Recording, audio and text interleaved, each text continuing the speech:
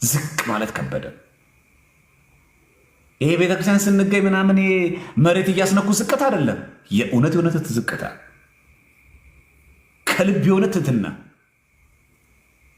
ለተሪዮ አይደለም፣ ለሾ ለቪዲዮ አይደለም። ስለዚህ አረጋውያንን ስንመግብ የተቸገሩ ስትረክ ከጎረቤት ይጀምር፣ አጠገባችን ካሉ ሰዎች ጀምሩ።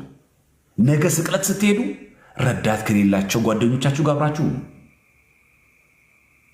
ዓመት ሙሉ ረስታችሁት ያልደወላችሁለት ጓደኛችሁ የለም?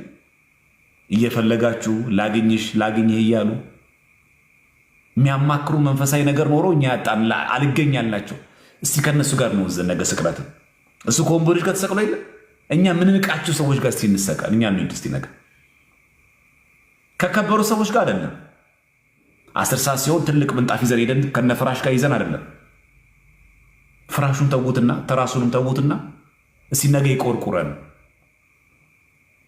በሰው ዘንድ ከተጠሉት ረዳት ከሌላቸው መካሪ ካጡት ሰው ከራባችሁ ሰዎች ጋር ነገ ስቅለትን አብረናቸው ነው። ያ ነው በዓል ማክበር፣ ያ ነው ፋሲካ፣ ያ ነው እግዚአብሔር የሚወደው በዓል አከባበር። እንዲህ ማድረግ ከቻልን ነው እውነተኛ ኦርቶዶክሳዊ ሕይወት ከውስጣችን ላይ የሚዋሃደው።